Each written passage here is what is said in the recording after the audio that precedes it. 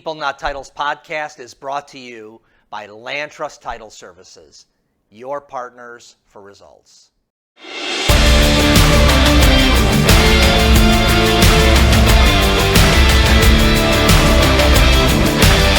Hello, this is Steve Kaempf with the People Not Titles podcast. I'm here with my colleague, Matt Lombardi, and we are here with the Market Trends May 2025 edition.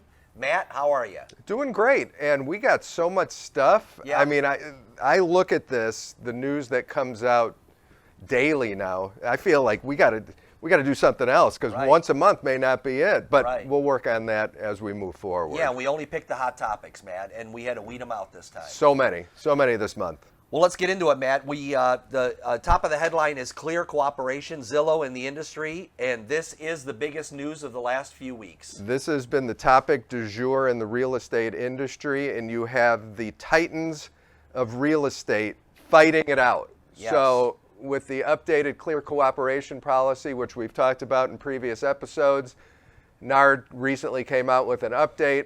Compass has laid their stake in the ground. Yes. Saying we are the number one brokerage and here's what we are going to do and want to do, which is we are going to offer our clients the opportunity not to put their stuff on the MLS right away and do a private listing, pocket listing, whatever you want to define it as.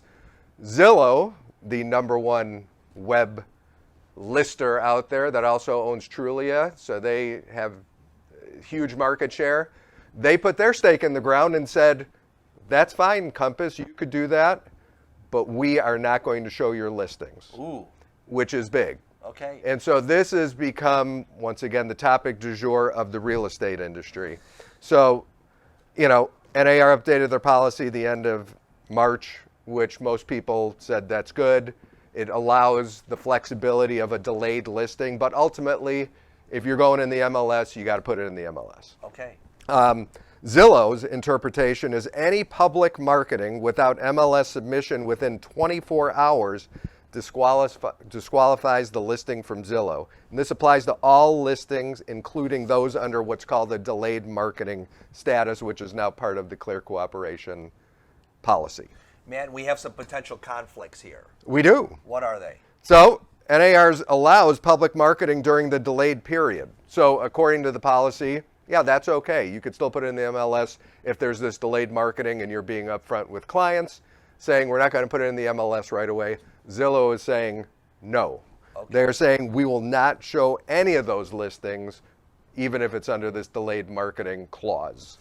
So what's the play here, Matt, for Compass? Is it to create this kind of exclusive work with us and you're going to be part of this largest brokerage little platform? So it depends on who you ask, but yes, the industry insiders feel that Compass, because of their size and scope, and they feel they have data that shows to their clients that if you go through our private marketing pocket listing, you're going to make more money.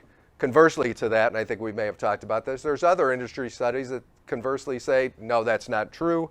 And if you put your listing in the MLS, it's going to net a higher asking and sales price. Yeah, and my feeling on this, Matt, is, and I'm sure everyone has an opinion, so I'll give mine, is that the more people that see your property, the better the opportunity you have to sell it, and the more people bidding, the better the opportunity for a better price. And I would say most agents, according to the latest research, and I think it's something we'll cover later, so from an agent perspective, 88% of them will agree with you. And from the large brokerage perspective, I think most of the brokerages out there agree with you. And in fact, the industry support for this, after Zillow put their stake in the ground, EXP came out right away and said, yes, we agree with Zillow's policy. Redfin came out and said, yes, we agree with Zillow's policy. Some of the other larger ones haven't really said anything, but they haven't said, we're not going to do it. And then you have the CEO of Homes.com, which is CoStar CEO Andy Florence, says Zillow's move to ban certain private listing is self-serving. Wow. And that the leading home search site has overplayed its hand. And because CoStar owns Homes.com, he says Homes.com is agent-friendly and gives you clear and undisputed credit for the listings. We will follow the principle of your listing, your lead, which means we only display your name, photo, brokerage, and connect the buyer with you. So you got a player here, Homes.com, player. big player, which is up and coming. The huge marketing play for Homes.com, if you've seen the multiple TV commercials. But CoStar owner Andy Florence is saying, we don't like this, but he also has a stake in the business to say, bring your listings to us, we'll show everything. No matter what. If it's on no the matter private, what. So Compass could start in the private network, and then they could move over to Homes.com and have full exposure. And Zillow's saying, you start with us, or you don't start at all. Right. And so from an industry perspective, so many big players are saying, if you look on LinkedIn, if you look on Real Estate News, if you look on Inman, this is being discussed on a daily basis. Usually more pro, but a lot of people are saying Zillow is overplaying its hand. They're big, they're the behemoth of this, and they're sort of going to now manipulate the trade of properties. And Matt, I think that Zillow, even though they're acting like they are the voice of reason here, they've been known to take the listings and garner a lot of leads for themselves that have nothing to do with the agent that actually worked for the listing. Zillow has monetized every part of the real estate process, and so yes, their bread and butter is that listing. So Matt, is the order of it, Compass comes out and says, hey, we're going to do this big thing, private listing network, blah, blah, blah. And so kind of forcing Zillow to make a decision, how are we going to respond to it? And they have. And so this might be like arguing over the tariffs. They might settle somewhere differently than where everyone has planted their flag. That's a good take on it, Steve. I didn't think of it that way. Yeah. But yeah, I mean, Compass came out first and says, here's what we're doing. And now people are sort of reacting, Zillow taking the lead as the number one site for listings. So we'll see, as we've said so many times, we'll see how it plays out. But this is big. You think Compass agents, Matt, will view this as limiting for them if Zillow doesn't include them? Some may, but if they're part of the Compass network, they may have already bought into this private strategy and offering it to clients. And it allows Compass, through this private listing network, to capture, I think, a bigger percentage of the dollars associated with the transaction. Yeah, so and that's what I believe it comes down to. Yeah, and my take is that I don't think that they went around to every Compass agent and asked them their opinion. They made this decision. And so now if you're sitting at Compass and you're thinking to yourself, I don't like this, it's limiting me, that they could lose it. So I think that'll be a trigger point for them. Our agents staying, our agents moving. So we'll see. Yep. And so now what piggybacks this is the MLSs. Yes. How they react to this news of the nuclear. What type of properties are they going to take on to their systems and platforms? So this is sort of the next phase of what's happened is the Northwest MLS, which is the largest MLS in the state of Washington and Oregon. I think they have about 30,000 members. It's a broker-owned MLS. Ooh. So competitors to Compass. Yes. Are the owners of this MLS. And Northwest MLS said, we agree with sort of the Zillow principle where they are going to limit the listings on Northwest MLS. And so if you're not putting it on, you have to put it on the MLS. You take the listing, you got 24 hours to put it on there. And if you go through this delayed marketing clause, no deal. Compass responded and said, we're going to sue you. So Compass filed a lawsuit against Northwest MLS just a week ago in the state of Washington, and they allege, and if I'm not mistaken, according to the Sherman Antitrust Act, Compass alleges monopolistic and anti-competitive practices, obstruction of seller choice, retaliation via suspension of data services, and other claims. So Matt, here you have a company, Compass, that is hoarding the listings that are now saying that these people are monopolistic. Correct. So that's kind of the pot calling the kettle black is how I'm reading that. In our litigious society, we're going to sue you for everything. We're going to bring lawsuits against you. So this is fresh, hot off the presses of this Compass lawsuit against Northwest MLS. But like I said, there's probably more to the story because it's a broker-owned MLS in the state of Washington. Windermere is the largest brokerage out in Washington. My hunch is they're majority stakeholder of the MLS. So who benefits from this? Not Compass, but perhaps Windermere. Right. And where maybe the consumer, maybe not. Right. So at the end of the day, from a consumer perspective, what is best? And I think you and I are in agreement, and many others are in agreement, that the MLS provides an equal playing field for all listings. Yeah, and if you're in Chicago and you're saying to yourself, hey, that's happening in Washington, what is happening in that microcosm is going to spill over. People are watching across the country. MLSs are going to have to respond accordingly to see, and I'm sure there's certain large brokerages that are saying, we can't have this private listing network onto the MLS whenever they want to. Let's force everyone with clear cooperation, full visibility of the market. Yep. So people are putting their stake in the ground, so more to come, as always, on these developing stories.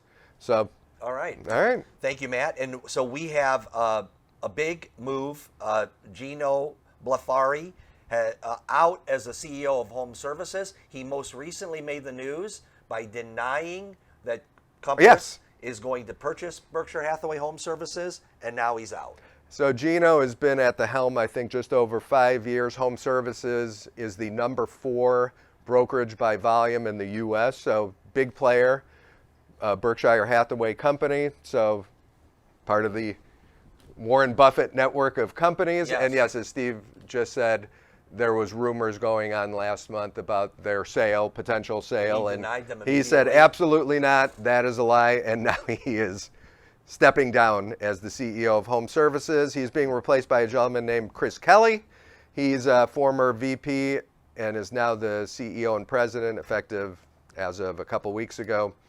Kelly was with Home Services for probably the past 10, 15 years in executive leadership positions. He started off at Ebby Halliday, which is a large Dallas brokerage.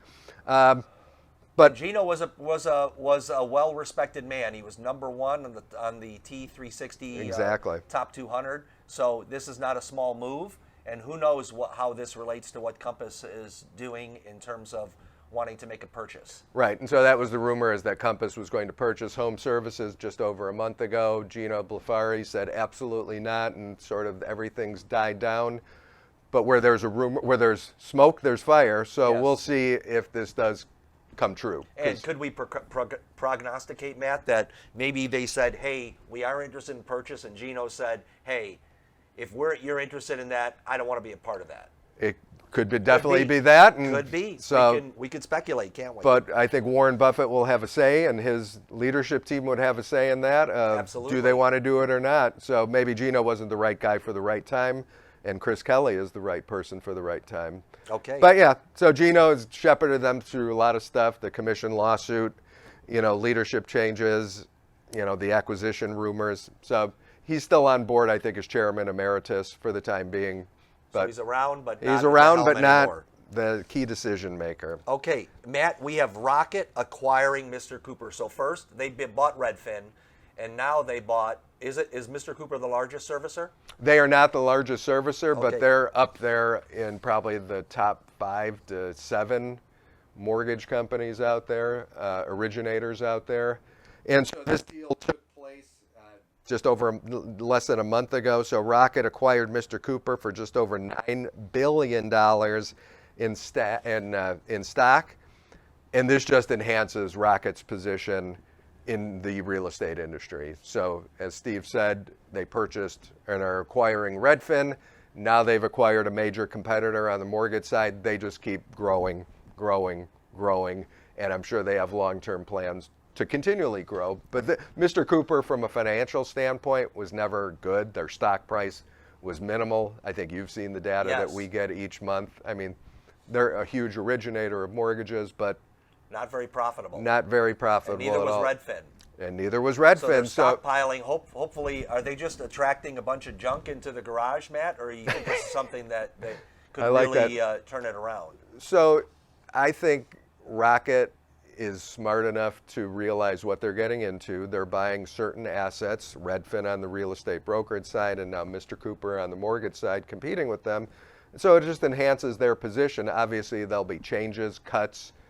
It'll come under the Rocket corporate umbrella as well as their culture. So that will be good. And it probably gives them inroads into different avenues that Rocket, didn't have before. And it says Rocket's strategy is to create a comprehensive super app. That's something that came out of this article that we looked at. But yes, could be a super app where you have everything all in one. Here it is. mortgage, listings, broker, agent, etc. Order pizza, have it delivered to your house, that kind of thing? It could definitely be. Okay. So yeah, once again, more to come on this. But yeah, Rocket just continues to grow, and I'm eager to see if they have any more acquisitions in 2025. Okay, Matt, and now we have the TMZ story. TMZ reporting right here, Yeah. and this is good stuff for the industry. This is, a little fluff for the masses, yeah. but this is good. I think there's a leadership lesson here. So we have Kenneth Digiorgio, CEO of First American, on a cruise enjoying himself, and next thing you know, they're dancing, and right after dancing, he winds up choking somebody, or at least allegedly. Allegedly, Yes, we have to say allegedly. So, and now he's out as CEO of First American, and he is under the microscope now. It's an embarrassing moment for them. Yes. So Digiorgio received almost $8 million in compensation. Not a bad profit for a year's worth of work. But yeah, so according to the article, he and his wife were on a nice cruise. Some guy was dancing next to his wife with no shoes on. She said, please put on your shoes. And the next thing you know, this poor guy is choking him. I think there's video evidence. Wow. But yes. Okay, you can check that out online. But, Matt, it just reminds me that in leadership positions, whether you're on a cruise, on a desert island, or at a company function, you have to watch your behavior. Always represent yourself and your brand well and your company well. Absolutely. Because it will come back. In the day and age we live in, there are no secrets. Yeah, and the bigger you are, the larger the target you are as well. So yes, don't go choking out anybody unnecessarily.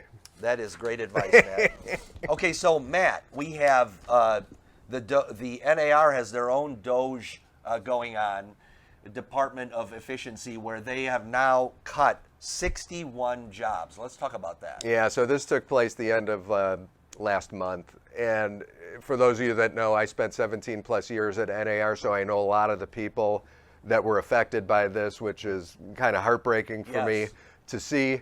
But Nikia Wright is now the CEO. She is put in charge of righting the ship. Part of that process is reevaluating everything to do with the staffing, finances of the organization.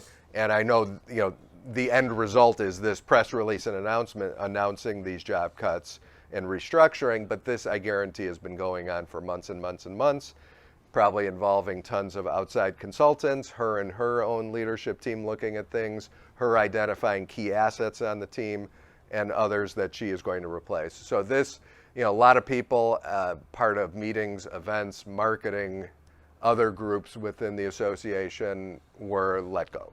And apparently other positions are unfilled, even though there are some job listings that are available. So this is the PR side of it is we're cutting these positions, we're eliminating these positions, but at the end of the day, they will be hiring for some of these positions. They'll have to, right? Correct. So the big question will be, Matt, again, what agents are I think thinking is, what's the value you're bringing?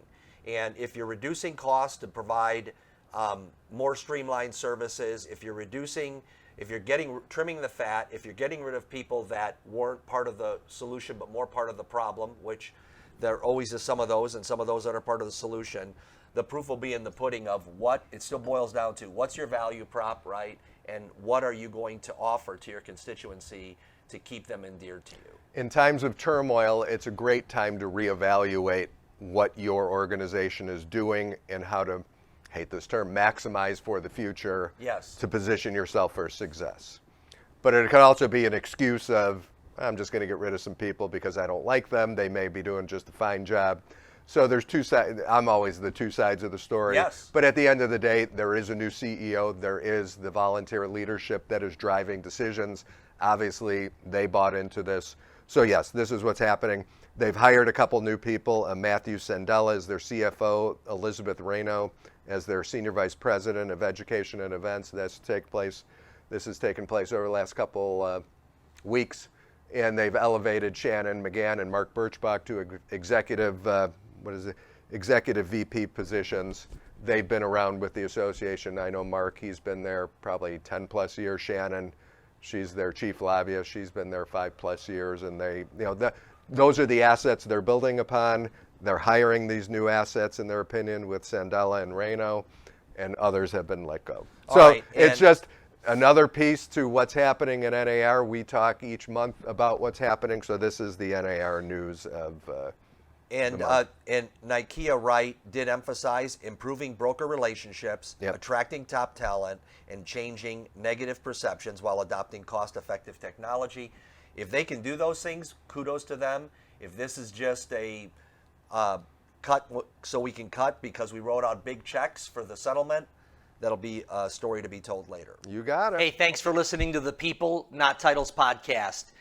We are brought to you by our great sponsors, Land Trust Title Services, your partners for results. You got it. Okay, Matt, we have the Fed Chair Powell says he expects Trump's tariffs will hike inflation and slow growth. So 2 weeks ago, Chairman Powell was in an interview, and out of nowhere comes what Steve just said. The tariffs that we're seeing implemented are negatively impacting inflation and is going to slow the growth. And so in the short term, he does not foresee any rate cuts. The industry looked at this and said, yes. Others looked at this and said, what? President Trump looked at this and said, what are you doing? Lower interest rates. Lower please. interest rates, please, but it's bigger than that. So I won't get into the political implications. I believe President Trump last week said, I am not going to fire Powell. But immediately he put out a truth, I believe, that said, what are you doing? Lower interest rates, get on board. I think I need to get rid of you. Now, these are political appointments at some point in time, but I believe he serves for a 10-year term. He was appointed, I forget who appointed Powell. It doesn't matter, but he's been there. I think the industry likes him, the financial industry likes him, and so we'll see what happens. So as we talk about Trump's potential tariffs have created this uncertainty in the marketplace. Where each day it's a different message of we're going to hold the line, well, we're not going to hold the line here. These countries are going to have to pay this, we're not going to do that. So there's not been a consistent message, which markets don't like. And I think it's crazy that one little comment can drive the market up 10%. One comment here is driving the market 10%. So what it comes down to is, how are the financials? People don't like uncertainty. People want consistency. Hopefully we will get that moving forward. Despite what's all happening and the market volatility, the economy remains strong. Unemployment is still at historically low levels. Inflation is higher than the benchmark that they want, but a little lower than they expected. And the March job reports was very strong with 228,000 new jobs being created, which beat expectations. So as we've said, we'll see what happens with the tariffs.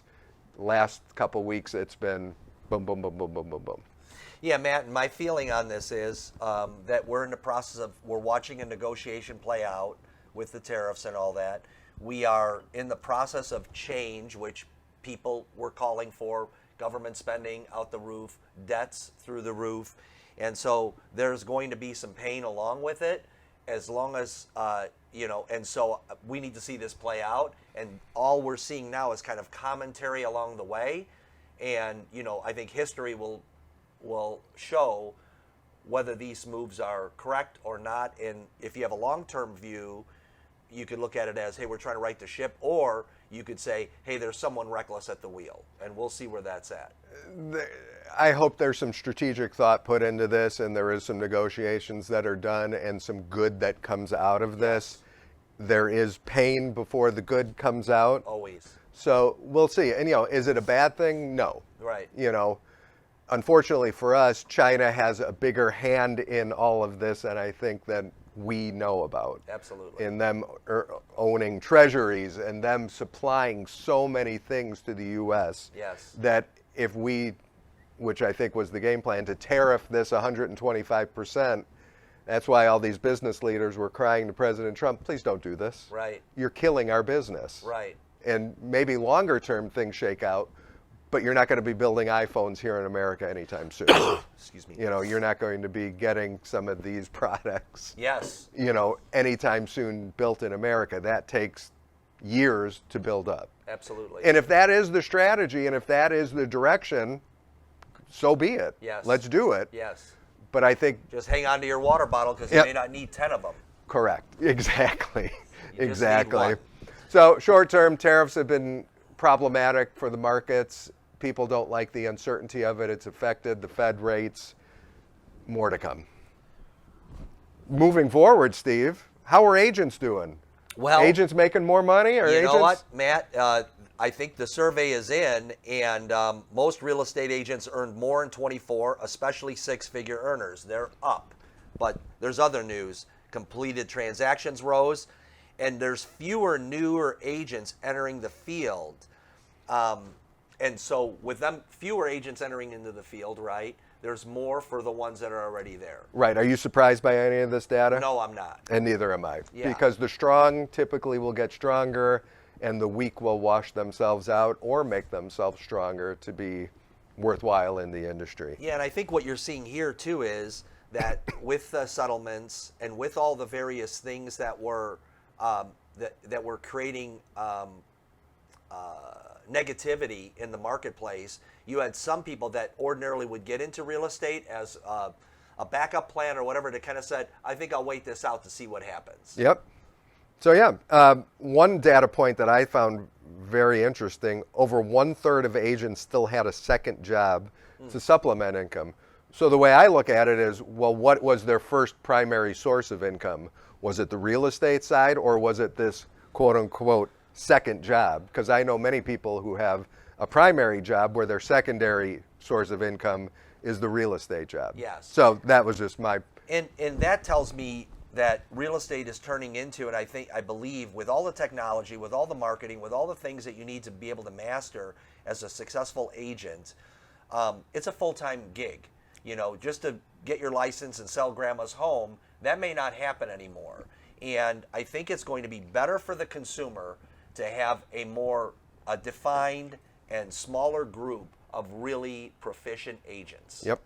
And I agree. I think there's many agents out there, maybe some of you watching this right now, that real estate isn't your primary job, and you're doing just fine. Right. But if you look at the data, the highest producers are those that are full-time. This is my primary occupation, dedicated 24/7 to real estate, serving my client base and doing my fiduciary duty. Here's this little data point as part of this study. 88% of agents recommend marketing listings on the MLS. So that's the clear cooperation where most agents are saying, yes, we don't like this pocket listing Compass style thing. If you're going to put it on the MLS, here's the rules and regulations you got to follow. Another data point as part of this study was career satisfaction is very low. Almost half would not recommend real estate as a career.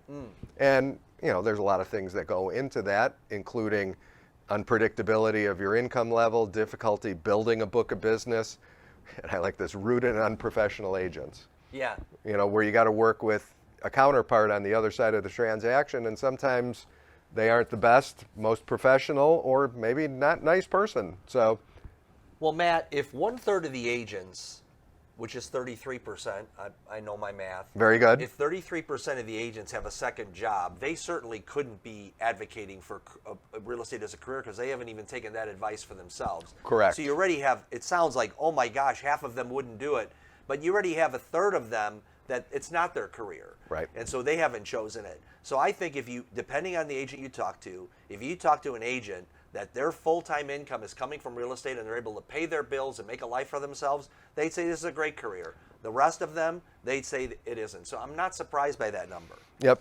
You know, and the strong will get stronger, and we've talked about this, and the data is proving this out, that, you know, for a lot of people, their commission levels have gone up since the Yes. settlement. You know, and those other agents that aren't comfortable with that, their incomes are not going up. Matt, there's positive aspects to this survey.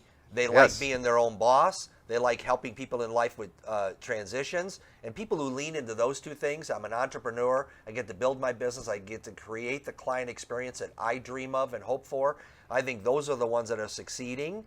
And slightly over half are optimistic. Yeah. They're saying that home sales will rise in 2025. And it's always good to be optimistic, and Yep. we hope that they do. Absolutely.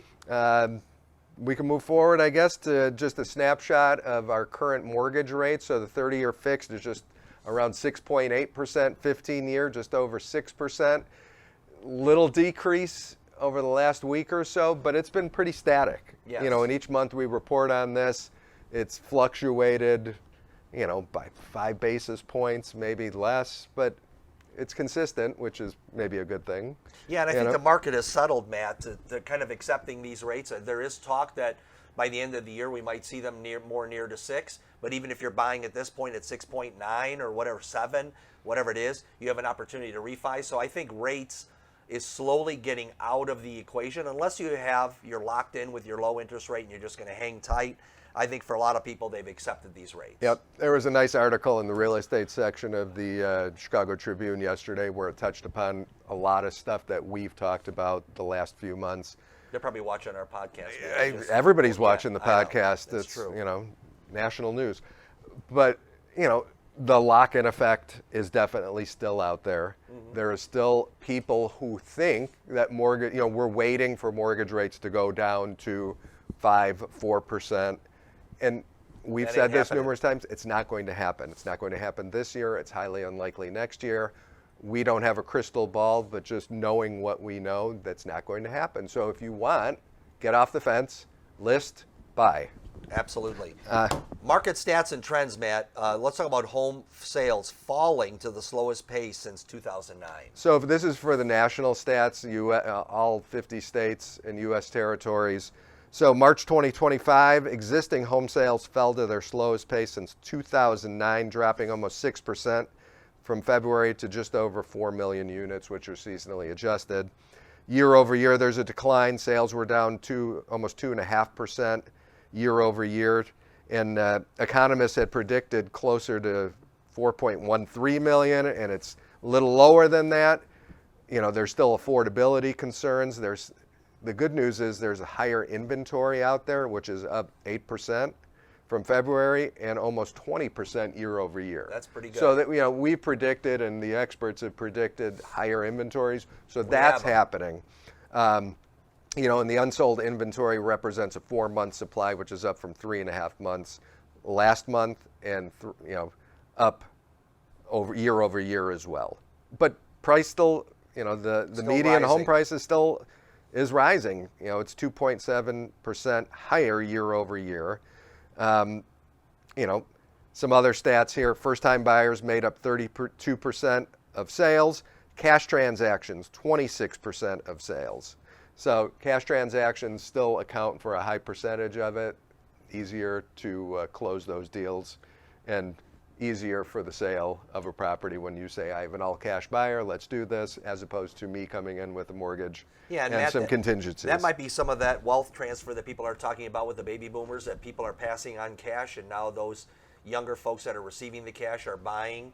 Oh, yes. You know, that kind of thing. You know, and that's another thing. You've probably seen it. We're on track for the largest transfer of wealth ever in the history of our country and world. Yep. With the baby boomers passing their wealth on to the next generation. Maybe, unless they decide to donate it to someone else, like their dog or cat. There you go. But yeah, so those are just some data points nationally. You know, single family home sales dropped almost 6.5% from February and just over 2% from March of last year. And then regionally, in the Midwest, sales fell 5% from this past February, and the median price rose 3.5%. So sales are a little decreasing, higher inventory, which would lend lower sales price, but sales price is still year over year getting higher. Let's talk about Chicago Metro, Matt. So Chicago Metro, in March of 2025, home sales in the Chicago Metro area, which is the 9 counties in and around our area, totaled just over 6,500, which is a 4% decrease year over year. There were 10,700 homes for sale, just up 0.5% from the previous year. and the median home price was $360,000, reflecting just over a 6% increase year over year. So prices are still going up, and Prices- inventory is still tight. You got it. And looking ahead, statewide sales closed are forecasted to be 1% higher from April to June compared to last year, which essentially is flat. And home prices are expected to rise seasonally, but be 6% lower by June 2025 compared to the previous year. And some of the reasons is consumer and home buying sentiment declined due to uncertainties around tariffs, federal policies, the economy, inflation, and interest rates. All right. So that's what's happening in Chicago, in Wisconsin. Yes. Wisconsin Over the has border. been the bright spot, and this month maybe not as bright. So Wisconsin existing home sales fell just over 10% year over year. Median home sales price rose 3.7% to $310,000, slower growth rate than earlier in the year. So first quarter 2025 sales were down about 1% year over year. Median sales price increased just over 7%. Inventory remained tight at just over 3 months, and total listings up just 0.6%.